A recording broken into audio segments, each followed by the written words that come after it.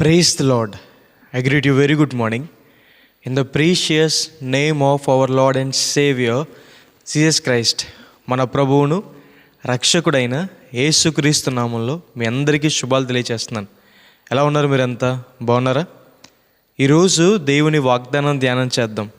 యెహోవా బాధింపబడు వారందరికీ న్యాయము తీర్చును. హల్లెలూయా. కొన్నిసార్లు మనం చాలా బాధలు గుండా వెళ్తూ ఉంటాం.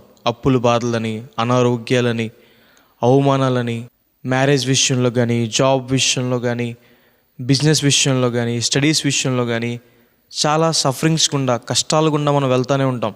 అయితే దేవుని వాక్యం సెలవిస్తుంది, బాధపడు వారందరికీ కూడా దేవుడు సహాయం చేస్తాడని, బాధపడే వారిని దేవుడు ఎప్పుడూ కూడా తృణీకరించడని. కొన్నిసార్లు మన జీవితంలో బాధ కలగ చేసుకోవడానికి కారణం మనం దేవునికి వ్యతిరేకంగా బ్రతకడం. ఇశ్రాయేలు ప్రజల జీవితంలో అరణ్యంలో వారు శ్రమలు పాలవడానికి కారణం వారు దేవునికి వ్యతిరేకంగా బ్రతకడం. నయోమి గారు తమ కుటుంబాన్ని పోగొట్టుకోవడానికి కారణం ఆమె దేవుని విడిచిపెట్టేయడం. సంసోను గారు తన జీవితంలో శ్రమలు పాలవడానికి కారణం దేవునికి వ్యతిరేకంగా పాపం చేయడం.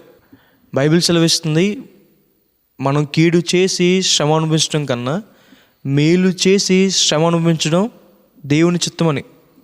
కొంతమంది అబద్ధాలాడి, దొంగతనం చేసి, వ్యభిచారం చేసి, అన్యాయం చేసి శ్రమలు పాలయ్యేవారు ఉంటారు. కొంతమంది నీతిగా బ్రతికి కూడా, న్యాయంగా బ్రతికి కూడా బాధలు గుండా వెళ్తూ ఉంటారు. ఒకవేళ మీరు నీతిగా, న్యాయంగా, దేవునికి ఇష్టమైనట్టు బ్రతికినప్పటికీ కూడా మీకు బాధలు వస్తున్నాయా? ఆ బాధల్లో ఖచ్చితంగా దేవుడు మీకు తోడై ఉంటాడని, దేవుడు ఖచ్చితంగా వాటి నుంచి మిమ్మల్ని బయటికి తీసుకొస్తారని. ఎటువంటి బాధలు గుండా మీరు వెళ్తున్నా, ఎటువంటి శ్రమల గుండా మీరు వెళ్తున్నా, దేవుని దగ్గర ప్రార్థన చేసినప్పుడు దేవుడు ఆ బాధల నుంచి, ఆ కష్టం నుంచి దేవుడు బయటికి తీసుకొస్తారు. ఇశ్రాయేలు ప్రజలు ఐగుప్తు దేశంలో 400 years ఉన్నారు, 400 సంవత్సరాలు. దాంట్లో 130 years, 130 సంవత్సరాలు భయంకరమైన శ్రమల గుండా వెళ్ళారు. ఆ సందర్భంలో వారు దేవునికి మొరపెట్టగా దేవుడు వారి కన్నీరుని చూశాడు, వారి ప్రార్థన విన్నాడు.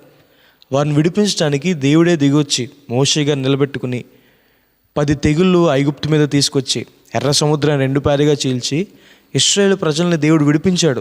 క్రీస్తు ప్రభువారి దగ్గరికి అనారోగ్యంతో బాధపడేవారు అనేక మంది వచ్చారు.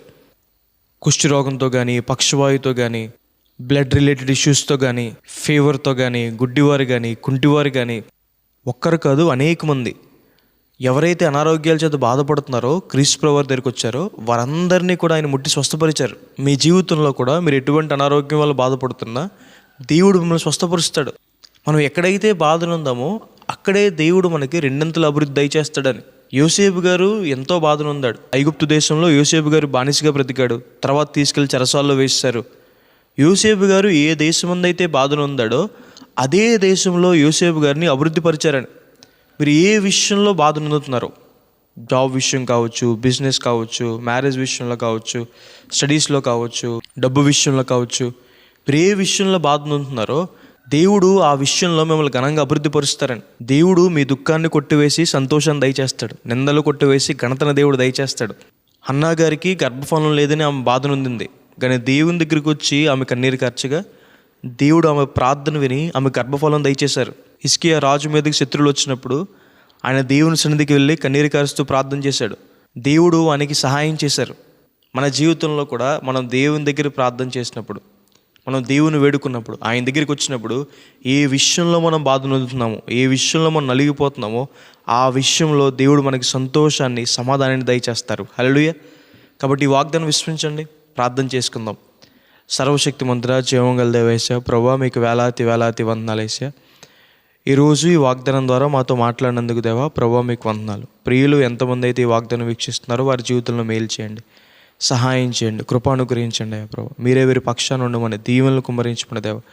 ఏ విషయంలో అయితే బాధ నొందుతున్నారో ప్రభు ఆ బాధల నుంచి వారిని విడిపించండి, గొప్ప కార్యాలు చేయండి, ఆశీర్వదించండి, స్వస్థపరచండి, కొరత తీర్చండి. మీ అద్భుత కార్యాలు వారి పట్ల చేయమని యేసు నామమున వేడుకుంటున్నాను తండ్రి. ఆమేన్.